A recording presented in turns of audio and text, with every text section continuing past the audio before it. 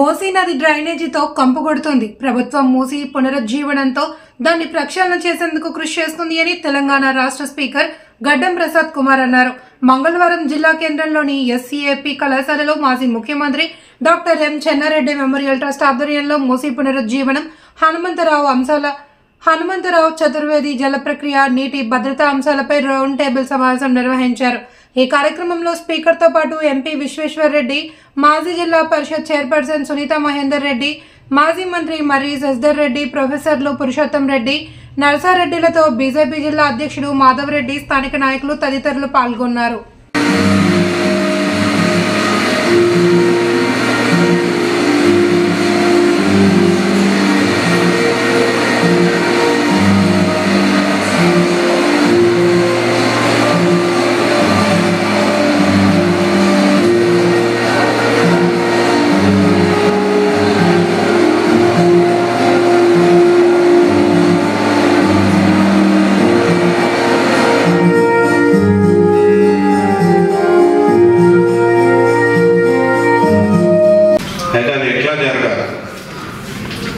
దీంట్లో చాలా తెలంగాణ ఉద్యమం అప్పుడు ముఖ్యమైన అంశం మనం మాట్లాడేది సాగునీరు.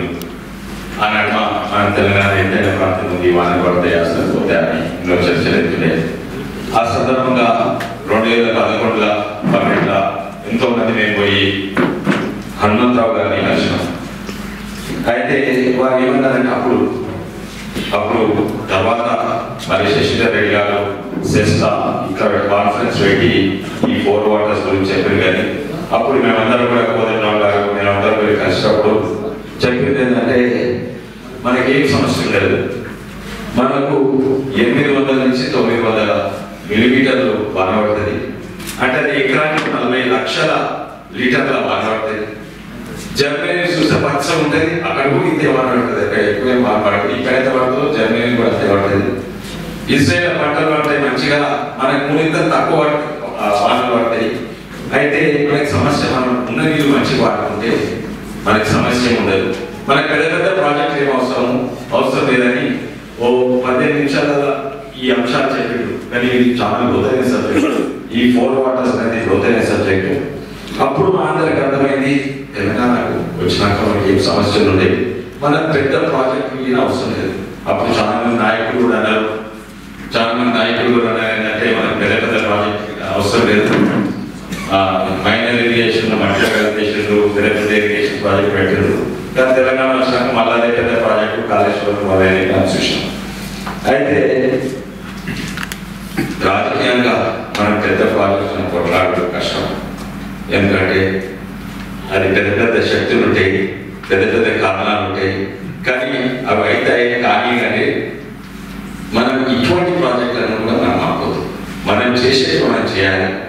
అది వాళ్ళకి లాభం అవుతుండొచ్చు, ఇది మనకి లాభం అవుతుండొచ్చు. అందుకే ఇటువంటి కాన్ఫరెన్స్ చాలా చాలా ముఖ్యం. మనము ఇది పెట్టుకొని దాన్ని కొట్లాడితే మనం ఇది సాధించలేము, అది సాధించలేము, అది ఆపలేము, ఇది సాధించలేము. వాళ్ళు చేసుకొని కానీ మనమైతే ఇటువంటి కాన్ఫరెన్స్ పెట్టి ఇది తప్పని చేసుడు మనకి అతి అవసరం. అయితే అప్పుడు ప్రాణేత చేవల మీటింగ్ ఉండే 2013 నేను చెప్పిన ఇది అవసరం లేదు, అరే నువ్వెవడయ్యా, నీకు నీళ్ళు తెస్తుంటే నీ ప్రాంతానికి నువ్వు ఎందుకు అంటున్నావు అని అప్పుడు పెద్ద పెద్ద ఇంజనీర్ అన్నారు. టీపీ రెడ్డి గారు మీటింగ్లో తెలుసు. అయితే మనకు నీళ్ళు తెస్తుంటే నేనే ఆడుకుంటున్నాను, అరే నువ్వెందుకు ఆడుకుంటాడు, ఎందుకంటే నాకు తెలుసు అది సాధ్యం కాదు అప్పుడే.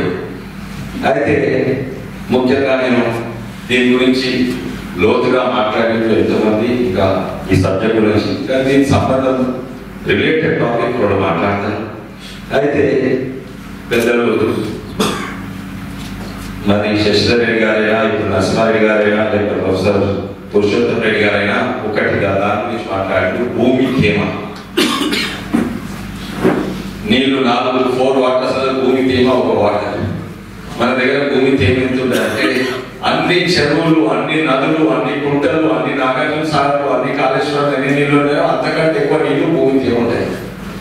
ఆ భూమి తేమనే నీళ్ళ ముఖ్యం. అయితే ఈ తేమ కాపాడడం, దాన్ని తక్కువైతే మళ్ళా దాన్ని తేమ పెంచడం, అదే దాని వల్లనే పంటలు పెరుగుతాయి. అయితే అది కాపాడుకుంటే అవి మళ్ళీ కిందికి పోతాయి, మళ్ళీ మనం కిందికి తీసుకురావాలి. అయితే ఇది కాపాడడం అన్నింటిలో ముఖ్యం. ఇది నాకు కూడా తెలవకుండా భూమి తేమ ఎంతో పెద్ద పెద్ద ప్రాజెక్టులు మనం దానికంటే ఎక్కువ నాకు తెలవకుండే, కానీ మనం కాపాడేది చిన్న విషయం. మన కాళ్ళ పక్కన ఉన్న భూమి తేమ. అయితే దాంట్లో నేను ఒక సబ్జెక్ట్ నేను అప్పుడు తెలంగాణ ఉద్యమం అప్పుడు ప్రెజెంటేషన్ చేసాము. ఒకటి ఏంటంటే మల్చింగ్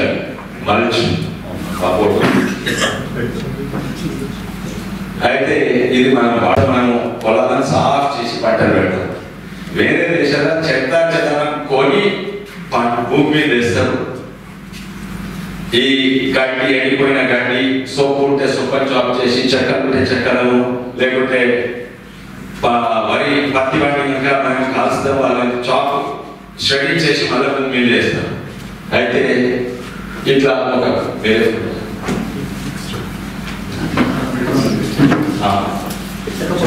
చెక్క పొట్టు, వరి గడ్డి అంతా వేస్ట్ చేస్తారు. మనమేమో ఉల్టా సాఫ్ చేస్తాం. దీనివల్ల ఏమైంది అంటే భూమి తేమ భూమిలోనే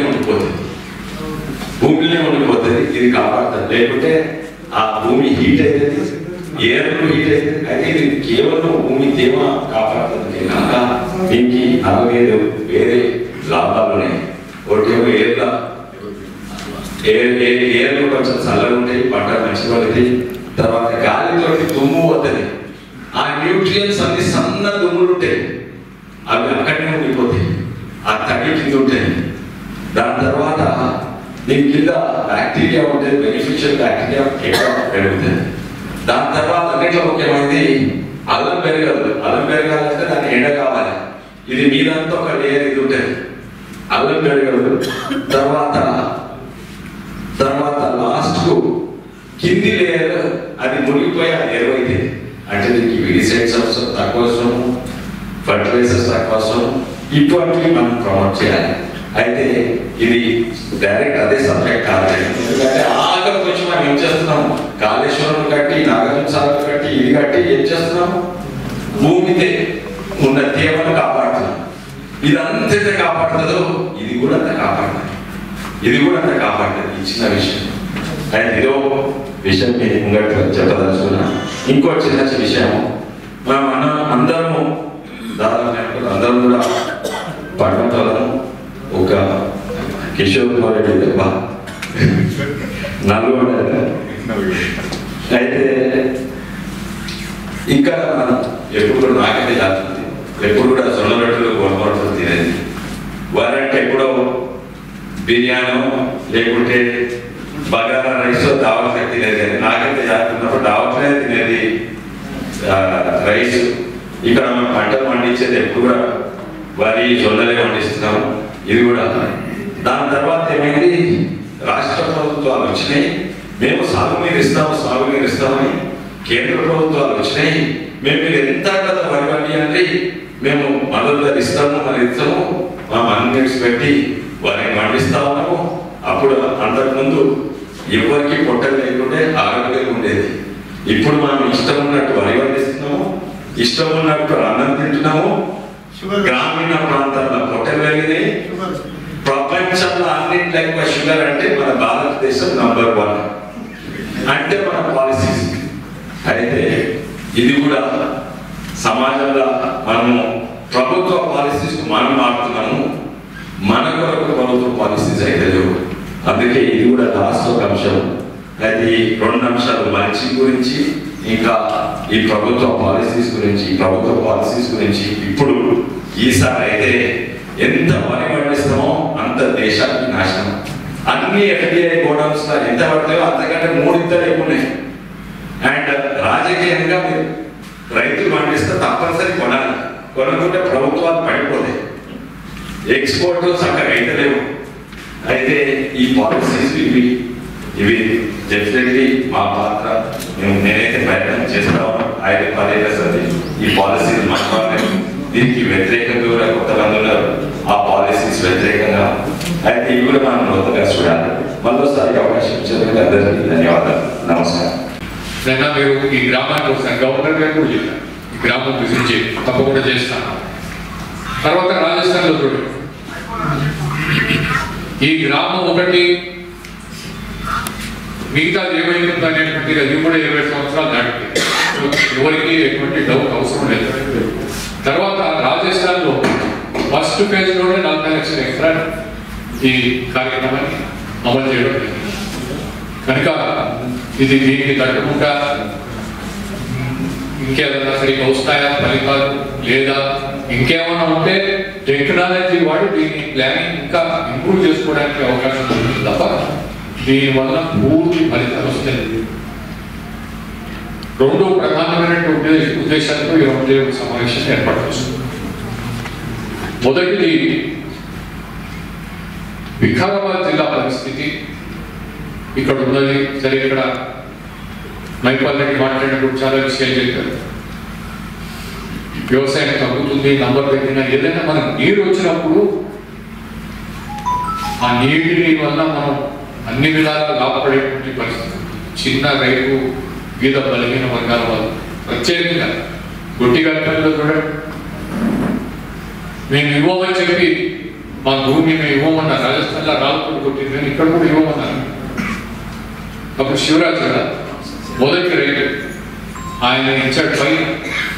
ఈరోజు పోయి చూస్తే మొత్తం పచ్చ ఉంటుంది. కనుక నేను స్పీకర్ గారిని కోరడం జరిగింది, జిల్లా పరిషత్ అధ్యక్షురాలను కోరడం జరిగింది. పెద్దలందరినీ కూడా కోరుతున్నారు, దయచేసి పక్కనే ఉంది ప్రభాకర్ రెడ్డి గారు ఉన్నారు. ప్రభాకర్ రెడ్డి గారు చాలా తిరిగి చూసి వచ్చినారు కర్ణాటక, ఇక్కడ అక్కడ అంతా. ఒక్కసారి జిల్లా సరిహద్దు దాటి అవతలికి పోయి నా రిక్వెస్ట్, ఇక్కడ ఉన్న పెద్దలందరూ కూడా పోయి ఒకసారి చూసి రండి. ఎప్పుడైనా ఒకసారి బస్సు ఏర్పాటు చేయమంటే చేస్తాను. కలిసిపోతుంది ఆయన బస్ చేస్తారు. అదే ఆ రోజు గీతారెడ్డి ఎమ్మెల్యే నేను ఫస్ట్ టైం పోయింది 2016. ఆమె ఆరోగ్యం బాగాలేకపోతే ఆమె కూతురు వచ్చింది. ఆయన కూడా వచ్చిన తర్వాత ఇవన్నీ చూసిన తర్వాత, అంకుల్ మేము ఎలక్షన్ అప్పుడు ఓట్ల కొరకు వచ్చినాం, ఇక్కడ ఇవన్నీ ఉన్నాయని తెలియదు మాకు.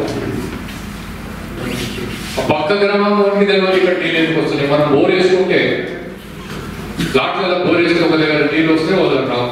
అరే ఇక్కడ నీటి మన ఊట మంచిగా దొరికింది, టేబుల్ పై ఉంది అని అనుకుంటాం. కానీ అంతకు ముందు జరిగినటువంటి పని ఏందో అనేది ఎవరికి అర్థం కాదు.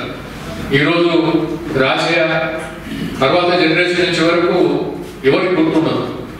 కనుక దయచేసి దీని మీద వికారాబాద్ మొత్తానికి ఈ చతుర్వేద జల ప్రక్రియ వాటర్ షెడ్ డెవలప్మెంట్ పూర్తి స్థాయిలో అమలు చేసుకోవడానికి మనం అంతా కూడా పూనుకుందాం, ప్రభుత్వాన్ని కూడా ఇక్కడి ప్రజలు లాభపడతారు, అందరికీ మేలు జరుగుతుంది. కొన్ని వర్క్స్ జరుగుతున్నాయని చెప్పి మనతో చెప్పడం జరిగింది. చెక్ డ్యామ్స్ అని అవని ఇవని ఆనవాలి. నేను దీని మీద చాలా రీసెర్చ్ చేశాను. నేను చేసిన రీసెర్చ్ తోటి నాకు ఒకటి 2 PhD డిగ్రీ కూడా రాగలిగినంత మెటీరియల్ నేను స్టడీ చేశాను. నెదర్లాండ్స్ ప్రభుత్వం వారు, అదే కాకుండా బ్రిటిష్ ప్రభుత్వం వారు చెక్ డ్యామ్స్ నిర్మాణం కొరకు నిధులు ఇస్తే వాటి గుర్తు తెరవకుండా పోయినాయి. గతంలో చెక్ డ్యామ్ అనేటువంటిది మెయిన్ వాగు అడ్డంగా కట్టుకుంటే సరిపోతుంది, నీరు నాపుకుంటే మొత్తానికి వస్తుంది. పైన ఉన్నటువంటి ఏరియాకి నీళ్లు రావు. ఎప్పటి వరకు అయితే అక్కడో పని ఇక్కడో పని. ఇప్పుడు integrated watershed management programme ఉంది, కేంద్ర ప్రభుత్వం ఇచ్చినటువంటి ప్రోగ్రామ్. దాంట్లో కూడా ఇవే కార్యక్రమాలు ఉన్నాయి. హనుమంతరావు గారి కాన్సెప్ట్ లో కూడా ఇవే ఉన్నాయి. ఆయన ఒకసారి స్పీచ్ లో ఉన్నాడు, సేమ్ ఇన్స్ట్రుమెంట్స్ రెండుతో. ఆ ఇన్స్ట్రుమెంట్స్ ని ఏ విధంగా మనం ఆర్కెస్ట్రేట్ చేసి దాని పాట ఎట్లా పడతామో దాన్ని బట్టి ఫలితాలు వస్తాయి. రిచ్ టు వ్యాలీ, పైనుంచి కింది వరకు పూర్తి స్థాయిలో ఎంటైర్ వాటర్ షెడ్ చేసినప్పుడు ఎంటైర్ వాటర్ షెడ్ దీనివల్ల లాభం కలుగుతుంది అనేటువంటిది మనం ప్రత్యేకంగా గుర్తుంచుకోవాల్సినటువంటి అవసరం ఉంది. దీనిపైన ఈరోజు జరిగినటువంటి చర్చలకు దీని ఆధారంగా చెప్పినటువంటి మనకు టెక్నికల్ సపోర్ట్ ఉంటుంది. కేంద్ర ప్రభుత్వం నిధులు చాలా వరకు నిధులిస్తుంది. రాష్ట్ర ప్రభుత్వం ముందుకొచ్చి ప్రపోజల్ని తీసుకొని పోవాల్సినటువంటి అవసరం. దీనికి ఒక నివేదిక కూడా తయారు చేసి మేము స్పీకర్ గారి ద్వారా ముఖ్యమంత్రి గారి మాట్లాడుకొని ఏ విధంగా ముఖ్యమంత్రి గారి దృష్టికి తీసుకొని పోవాలో దానిపైన చొరవ తీసుకుంటామని చెప్పి మాట్లాడుతూ, సరే మూసీ విషయంలో మాట్లాడినట్టు నరసింహారెడ్డి గారు చెప్పినట్టు ఇక్కడి నుంచి మొదలైంది. మనం దీని పారివాహిక లాంగెస్ట్ మనకు 267 కిలోమీటర్లు చదరపు మన విస్తీర్ణం, మూసీ బేసిక్ విస్తీర్ణం చూసుకుంటే ఇక్కడ కురిసే వర్షంగా దాన్ని మనం ఎంతవరకు ఈ చతుర్విధ జల ప్రక్రియను పూర్తి స్థాయిలో ఈ మొత్తం ప్రాంతంలో, అంటే ఇక్కడ అనంతగిరి మొదలుకొని చివరి దాకా పోతే ప్రవాహం పెంచేదానికి, పొల్యూషన్ పెంచేసుకోవడానికి, సరే ఇంతకుముందు పెద్దలు చెప్పినట్టు ఇక్కడి నుంచే మొదలవుతుంది పొల్యూషన్. ఇది ఇక్కడ మొదలుకొని చివరి దాకా కూడా దానికి ప్రత్యేకమైనటువంటి ఈ మూసీ పునరుజ్జీవన కార్యక్రమం డెవలప్మెంట్ లో సివరేజ్ సిస్టమ్, తర్వాత ఎఫ్లూయెంట్స్ డిశ్చార్జ్, ఇండస్ట్రీస్ నుంచి వచ్చే కలుషితాలు, వీటికి పగడబందీగా వ్యవస్థ చేయాల్సినటువంటి, అంటే స్టెప్స్. మనం ఇల్లు కట్టుకోవాలంటే మనం ముగ్గేసి పునఃపోకుంటాం కదా. ఈ కార్యక్రమానికి ఈ 2 డాక్టర్ మనకు జ్వరానికి ప్రోత్సహిస్తే కాదు, లోపల ఇన్ఫెక్షన్ పోవాలంటే సివరేజ్ మన మురికి నీరు, తర్వాత ఇండస్ట్రియల్ పొల్యూషన్, వీటికి పరిష్కారం కనుక్కొని చేయాలని విషయాన్ని మనవి చేస్తూ, నేను ముందుగా జిల్లా పరిషత్ చైర్పర్సన్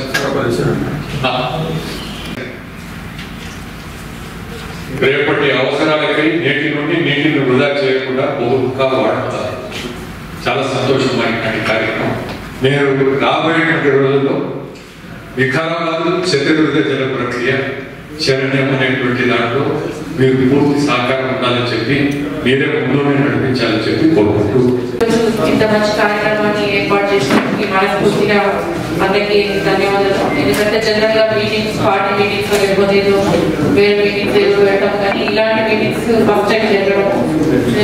2006 నుంచి డెప్యూటీ చైర్పర్సన్ చేసిన ఇలాంటి మీటింగ్స్ కి ఇట్లా పెద్దలు రావడం అనేది చాలా సంతోషకరమైన విషయం. ముఖ్యంగా మన భూమిలో, మన సృష్టిలో, ఇక్కడ మన భూమి లోపల ఎన్నో వేల కోట్ల మిలియన్స్ సూక్ష్మజీవులు ఉంటాయి. అట్లనే భూమి పైన కూడా ఎన్నో జీవరాశులు ఉంటాయి.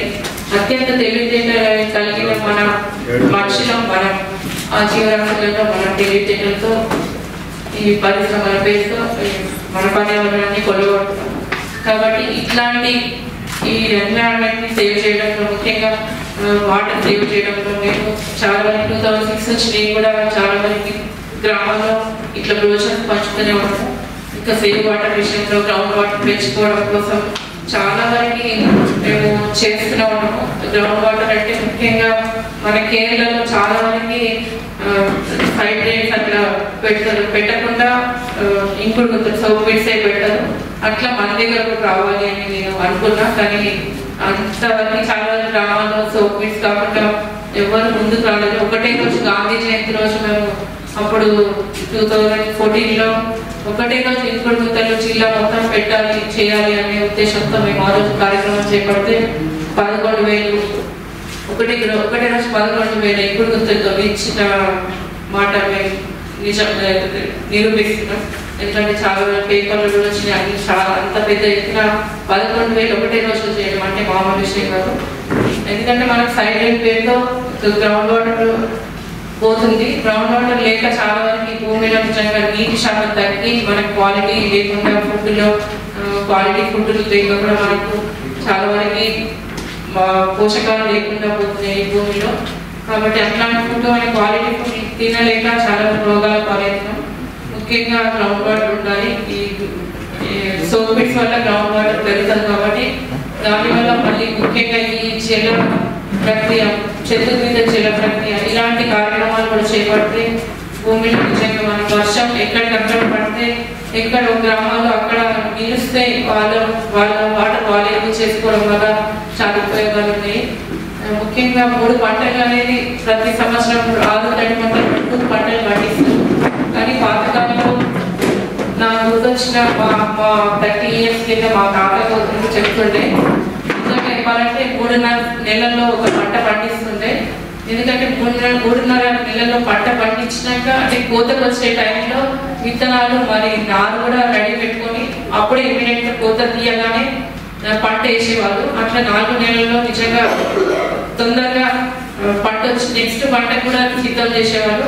అట్లా 3 పంటలు చేసిన మా తాతగారు చెప్తుండే. మా నాన్న సెకండ్ 2 పంటలు చేస్తుండే. ఇంకా మా బ్రదర్ వాళ్ళు అయితే అసలు ఇంకొక పంట కూడా సరిగ్గా తీస్తారు. అంటే అట్లా అయిపోయింది అగ్రికల్చర్. కాబట్టి మనం వ్యవసాయాన్ని మనం పునరుద్ధరించుకోవాలి. మనం వ్యవసాయం అంటే చాలా ఇంపార్టెన్స్ అని నాకు కూడా అగ్రికల్చర్ అంటే చాలా ఇష్టం. ఇట్లాంటి కార్యక్రమాలు శిక్షణ పెట్టినందుకు నిజంగా మనస్ఫూర్తిగా ధన్యవాదాలు. ముఖ్యంగా మనం గవర్నమెంట్ పెంచుకోవాలి. ఈ మూసీ నదిలో ఈ హనుమంతరావు గారు ఏర్పాటు చేసిన ఈ చతుర్వేద జల ప్రక్రియని మనం అలవర్చుకోవాలి, డెవలప్ చేసుకోవాలి. అందరి సహకారంతో చాలా మందికి ఉపయోగాలు లాభాలు ఉన్నాయి ఈ జల ప్రక్రియ ద్వారా. ముఖ్యంగా ఈ హనుమంతరావు టెక్నాలజీ ద్వారా 1 ఎకరానికి నిజంగా 5 లక్షలు నిజంగా 5 లక్షలు 4 లక్షలు 1 ఎకరానికి ఉంటే 5,000 అప్పుడు 5,000 4 లక్షలతోనే రేట్ చేస్తున్నారు. తక్కువతో నిజంగా పెట్టడం అనేది మామూలు విషయం కాదు.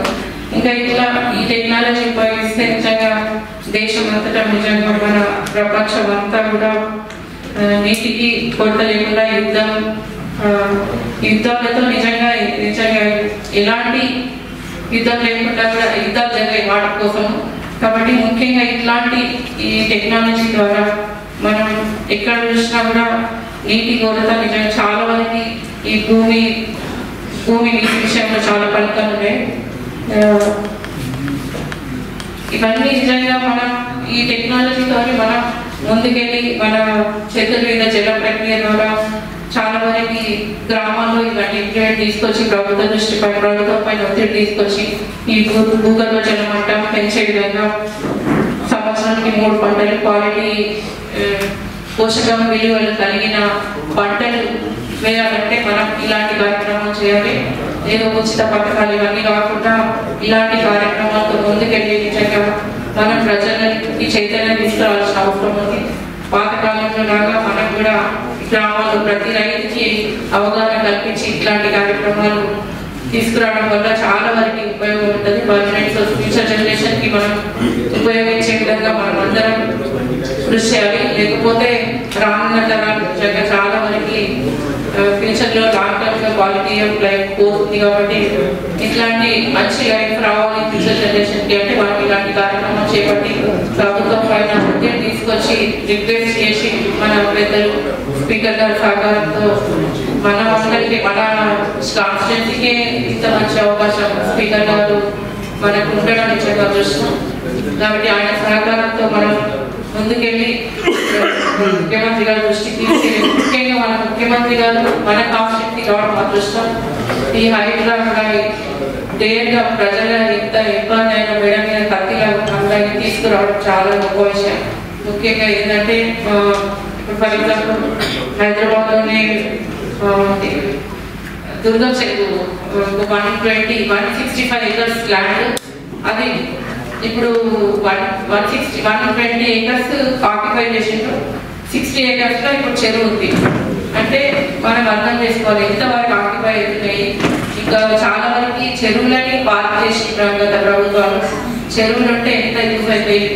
ఇప్పుడు ఎల్బీ నగర్ నేఫరింగ్ మండల్స్ చూసిన అక్కడ నందుకూరు మైసూరం నుంచి వచ్చే నేఫరింగ్ మండల్స్ నుంచి నీళ్ళు వచ్చి ఎల్బీ నగర్ మొత్తం మునిగిపోతుంది. నేను మొన్న మల్కాజ్గిరి ఎలక్షన్స్ లో చాలా వరకు అంటే ఏడ్చిన సందర్భాలు ఉన్నాయి ప్రజలు.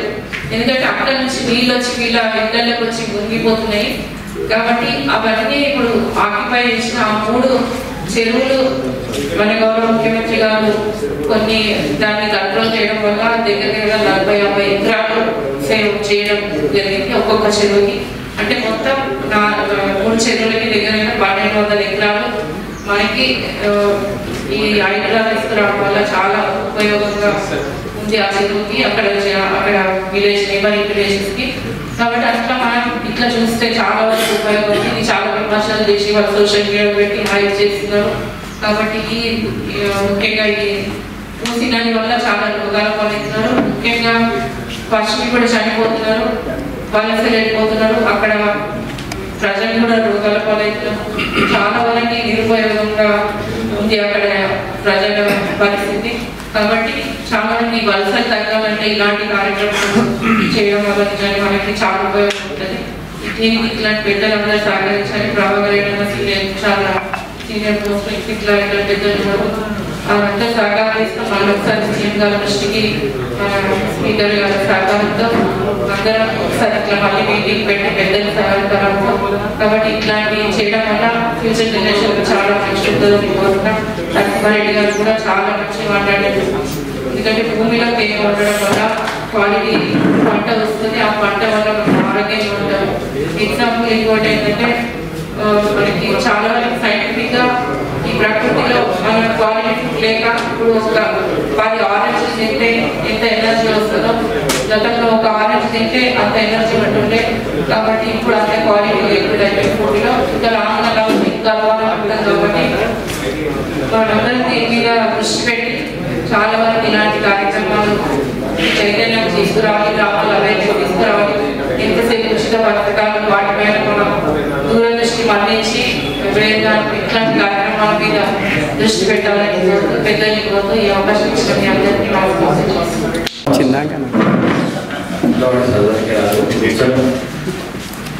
రౌండ్ టేబుల్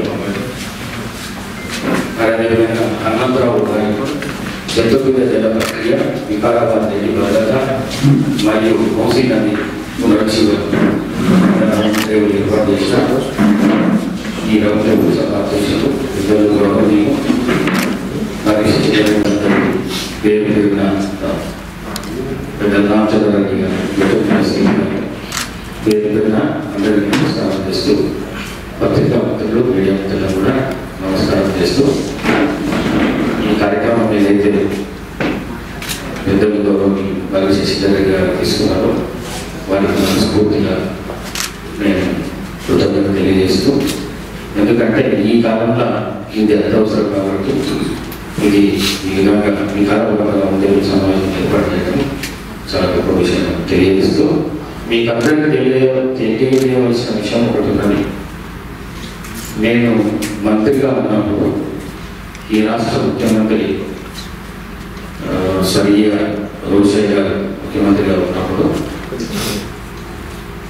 ఈ రైతు సదస్సులని జరుగుతుంది. ముఖ్యమంత్రి గారిని నేను బండారం మండలానికి ఆహ్వానించిన యాచల దగ్గర బండారం ఆహ్వానించి చాలా పెద్ద ఎత్తున మీటింగ్ పెట్టడం జరిగింది. వారు హెలికాప్టర్లు దిగిన తర్వాత ఏమన్నా ప్రసాద్ హైదరాబాద్ ఇంత దగ్గర ఉన్నది, ఇది అడవిని తలపిస్తున్నది, మొత్తం అంతా ఎండిపోయిన చెట్లు గుట్టలు అవి ఉన్నాయి, ఏంది కారణం అనేది. అయితే నాకు అంతకుముందు ముఖ్యమంత్రి గారు మన జిల్లాకు వస్తున్నారని ఒక రిటైర్డ్ ఇంజనీర్ ఒక అతను రోజు నాకు ఫోన్ చేస్తుంటే నేను అతన్ని టైం ఇస్తలేదు. ఎందుకు ఫోన్ చేస్తున్నాడో అని చెప్పేసి నా తొందరలో నేను నా ముఖ్యమంత్రి గారు వచ్చే కూడా లాస్ట్ ఒక రోజు కలిసి చెప్పండి ఏం సంగతి అంటే, ఈ జూరాల ప్రాజెక్టు జరిగి పైప్ లైన్ ద్వారా వికారాబాద్కు దానికి తీసుకురావచ్చు అనే ఒక విషయాన్ని వారు చెప్పడంతో నేను ఇదే విషయాన్ని ఆ వేదిక మీద ముఖ్యమంత్రి గారికి విన్నవించుకోవడం జరిగింది. దాని తర్వాత రిటైర్డ్ ఇంజనీరింగ్ ఫోరం అని చెప్పేసి మన దగ్గర రెడ్డి గారు వారు మరి చాలా మంది దానిలో కూడా ఉంది. గవర్నీయులు మరి రవీంద్ర రెడ్డి గారి దగ్గరికి పోతే వాళ్ళని పిలిచి దీన్ని పవర్ పాయింట్ ప్రజెంటేషన్ చూపించిన తర్వాత ఇది తాగునీరు కాదు, తాగునీరుతో పాటు సాగునీరు కూడా వికారాబాద్ ప్రాంతానికి వస్తాయని చెప్పినప్పుడు మరి అదే పవర్ పాయింట్ ప్రజెంటేషన్ తర్వాత వచ్చిన ముఖ్యమంత్రి శ్రీ కిరణ్ కుమార్ రెడ్డి గారు తీసుకొని పోయి సర్వే కోసం 7 కోట్ల రూపాయలు ఇండియా కోసం ఆ రోజు జీవో తీసుకొని వచ్చారు. తర్వాత ఇంతకుముందున్న పెద్దలు గౌరవ కేసీఆర్ గారు ఈ చౌరాల ప్రాజెక్టు బ్యాక్ వాటర్ నుంచి వాటర్ను లిఫ్ట్ చేసి స్వర్గీయ గౌతమ్ రామరెడ్డి గారి ఊరు వందవరం దాకా తీసుకొని వస్తే గ్రావిటీతోని మొత్తం దగ్గర 22 మండలాల పని కొంత భాగం మహబూబ్నగర్ కొంత భాగం నల్గొండ జిల్లాలకు గ్రావిటీ ద్వారా ఈ నీరు పోతుంది. కానీ అంతకుముందున్న మాజీ ముఖ్యమంత్రి గారు ఈ ఆలోచన తీసి పక్కన పెట్టేసి ఆ చూరాలను తీసి శ్రీశైలం తీసుకెళ్ళి మనకు నీరు వచ్చే పరిస్థితి లేకుండా అయ్యింది. మరి ఈ విషయం కొంతమందికి తెలుసు, అందరికీ తెలియదు.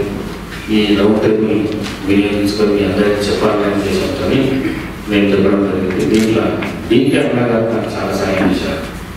ఆమె ఇప్పుడు బీజేపీ ఎంపీగా వారు చాలా సాయం చేశారు. మరి అదేవిధంగా మన వికారాబాద్ జిల్లా మెట్టు ప్రాంతం వర్షాకాల మైనర్ ప్రాజెక్టులు, చెరువులు, కుంటలు తప్ప మేజర్ ఇరిగేషన్ ప్రాజెక్టులు లేవు. మూసి, ఏసీ, కాగా నదులు ఉన్న ఇవి చిన్నవి. వర్షాలు కురిసినప్పుడు వానాకాలంలో మాత్రమే నీళ్లు ప్రవహిస్తారు. మన జిల్లాలోని భూములు సారవంతమైన రైతులు వర్షాలపై ఆధారపడి వర్షాధార పంటలు పండిస్తున్నారు. హైదరాబాద్కు దగ్గరగా ఉండడంతో భూముల ధరలు కోట్లలో ఉన్నాయి. డిమాండ్ ఉన్న పూలు, పండ్లు సాగు చేయడానికి అవకాశాలు ఉన్నాయి. కాకతీయ కాలంలో నిజాం హయాంలో వ్యవసాయ అభివృద్ధి కోసం చెరువుల నిర్మాణం జరిగింది. దాంతో ఊరు చెరువులు అనుబంధం ఏర్పడింది. చెరువుల క్రింద పంటలు ఉండి కొంతవరకు గ్రామాలు ప్రజలు సుభిక్షంగా ఉంటారు. అయితే మెట్టు ప్రాంతాల్లో ప్రతి సంవత్సరం వర్షాలు కురవడం లేదు. ఋతుపవనాలు ప్రభావంతో వర్షాలు కురిసి సంవత్సరం కరువు పరిస్థితులు నెలకొంటున్నాయి. ఒక ఏడాది వానలు కురవకపోయినా భూగర్భ జలాలు పాతాళానికి తగ్గిపోయి సాగునీటికి కాదు కనీసం త్రాగునీటి కూడా కష్టాలు ఉంటున్నాయి. వికారాబాద్ జిల్లా వర్షాధార ప్రాంతం సారవంతమైన భూములు ఉన్నా సరైన సాగునీటి వసతులు లేవు. ఇది నిజం. గత 70 ఏళ్లలో ఈ సమస్య పరిష్కారానికి ప్రభుత్వాలు ప్రయత్నం చేసినా పూర్తిగా ఫలితాలు రాలేదు. కృష్ణా, గోదావరి నదులు దూరంగా ఉండడంతో పాటుగా మన వికారాబాద్ ప్రాంతంలో ఎత్తులో ఉండడంతో సాగునీటిని తీసుకురావడం ఇబ్బందులు ఉన్నాయి.